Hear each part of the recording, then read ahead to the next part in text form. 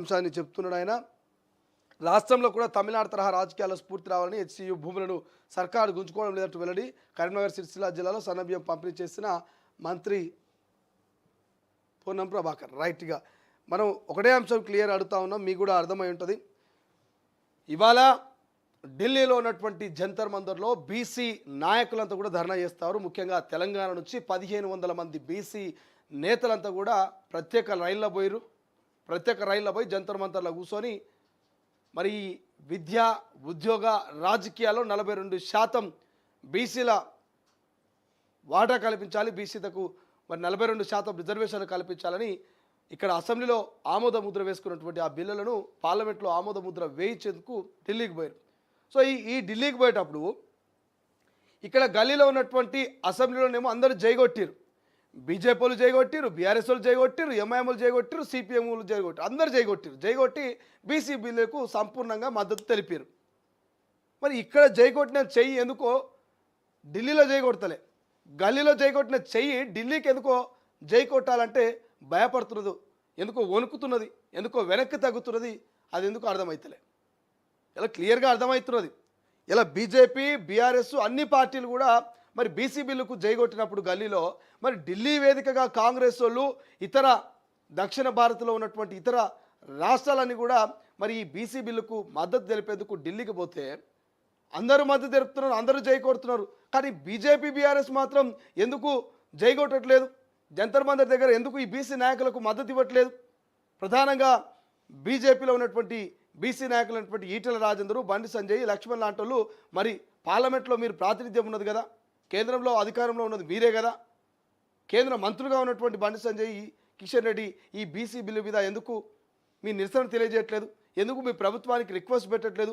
ఎందుకు మీరు బీసీ బిల్లులకు మద్దతు ఇచ్చి జంతర్ మంతర్ దగ్గరనో పార్లమెంట్ దగ్గరనో మీరు లడాయి చేయడానికే మీరు సహకరించట్లేదని ఇక్కడ కాంగ్రెస్ నేతలు బీసీ నాయకులు చేస్తున్నటువంటి డిమాండ్, ప్రశ్న. పొన్నం ప్రభాకర్ కూడా అదే అంటున్నాడు. ఇక బీసీలు అనగానే మా అక్క కవితక్క వస్తుంది, కవితక్క ఎక్కడ పోయిందని కాంగ్రెస్ వాళ్ళు పోస్టులు పెడుతున్నారు. కవితక్క బీసీల మీద చిత్తశుద్ధి ప్రేమ ఉందంటారు కదా, బీసీల బిల్లు కోసం మీరు కొట్లాడితే 42% రిజర్వేషన్లు వచ్చినాయంటారు కదా, మరి ఎందుకో ఢిల్లీకి మీ అన్న రాలేదు, ఢిల్లీకి మీ నాయన రాలేదు, ఢిల్లీకి మీ బావ రాలేదు, ఢిల్లీకి కనీసం మీరు కూడా రాలేదు? బీసీల మీద ప్రేమ లేదా? గల్లీలోనే బీసీల మీద ప్రేమ ఉందా? ఢిల్లీలో మీకు బీసీల మీద ప్రేమ లేదా?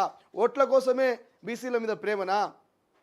సీట్లు అనగానే విద్యా వైద్యంలో విద్యా ఉద్యోగాల్లో వాళ్ళకు న్యాయం జరుగుతుందంటే మాత్రం మీరు జైకోట్రా అని సోషల్ మీడియా వేదికగా బీఆర్ఎస్ నాయకుల్ని, కొంతమంది కాంగ్రెస్ నాయకులు బీసీ బిడ్డలు కడిగి పారేస్తున్నారు, పోస్టులు పెడుతున్నారు. ఇలా ప్రజలు కూడా చైతన్యవంతులు కావాలి, ప్రజలు కూడా మారాలి, ప్రజల్లో కూడా మార్పు రావాలి. ఇటువంటి రాజకీయ కోణాలన్నీ కూడా మీరు అబ్జర్వ్ చేస్తున్నారు ఎప్పటికప్పుడు.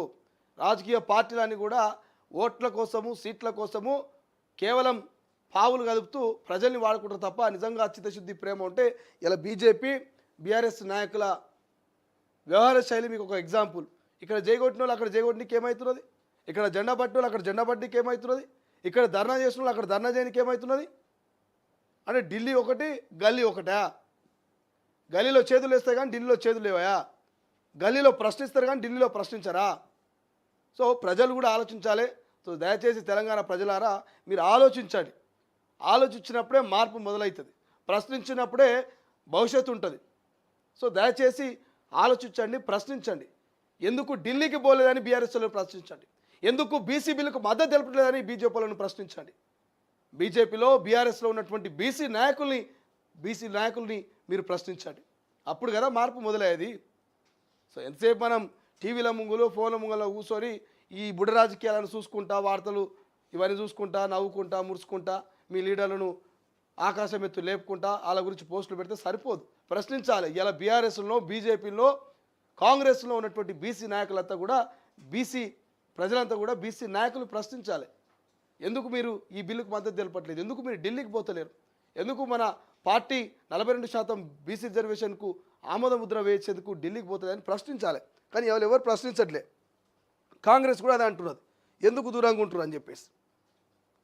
కేటీఆర్ మాట అన్నాడు, మీ అందరికి గుర్తుంది అనుకుంటా, అసెంబ్లీలో ఢిల్లీకి పోయి జంతర్ మంతర్లా బీసీ బిల్లు కోసం ఆమరణ నిరాహార దీక్ష అయినా సరే చేద్దామన్నటువంటి కేటీఆర్ ఇంతవరకు కనబడతలే, కేసీఆర్ కనబడతలే, బీఆర్ఎస్ నాయకులు ఎవరు కనబడతలే. బీసీ ముఖ్యమంత్రిని బీసీ ప్రెసిడెంట్ని చేస్తామన్న బీజేపీ నాయకులు కూడా మరి జంతర్ మంతర్లు ఎవరు కనబడతలేరట. చూడాలి ఏం జరుగుతుందో.